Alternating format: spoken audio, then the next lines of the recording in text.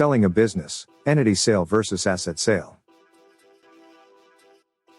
When selling a business, you have two options. You can opt either for an entity sale or an asset sale. Making the right choice between the two can help minimize the taxes that you will owe once the sale is complete. In an entity sale, you sell either your shares of corporate stock or your membership interests in an LLC. The business's assets, equipment, furniture, real estate, inventory, accounts receivables, etc., continue to be owned by the entity, and the entity owned by the buyer.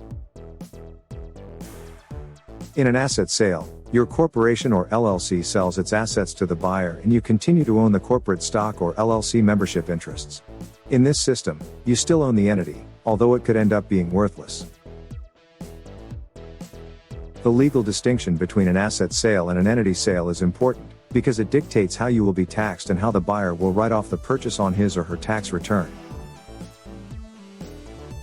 Asset sales typically permit buyers to receive depreciation benefits sooner than they would with an entity. On the other hand, as a seller, you'll likely come out better from a tax standpoint by selling the entity, because you'll be taxed at the low long-term capital gain rate. In an asset sale, your part of the tax bill may be composed at the ordinary, higher income rate. Sellers should be especially wary about using an asset sale for a C corporation, because with them there is risk of double taxation. This discrepancy is often resolved in a compromise between the buyer and seller and is reflected in an adjustment of the selling price. If negotiations result in you agreeing to an asset sale, be firm about getting a high price, because you'll face appreciably higher taxes. Managing assets when selling a business.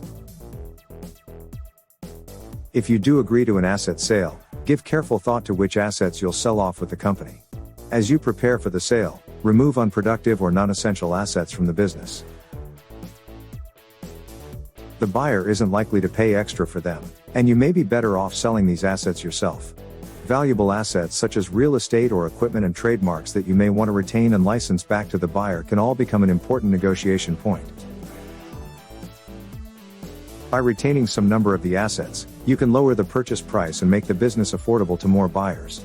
Also, by retaining real estate from the business, you can hold on to rental income or selling for the future buyer, or someone else, later.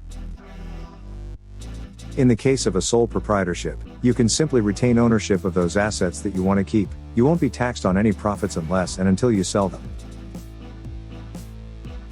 In the case of partnerships and LLCs, the unwanted assets can be distributed to partners or members upon liquidation, though the dissolution of the business may mean that individual partners will have to pay some taxes.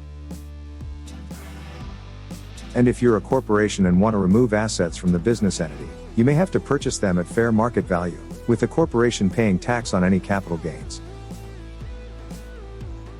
Sellers prefer entity sales over asset sales, because with them any of the company's unknown liabilities are transferred to the new owner, whereas in an asset sale the liabilities remain with the seller. Looking to fund your business? Better call Sal. If you learned something from this video, write "Better Call Sal" in the comments. And don't forget to like and subscribe.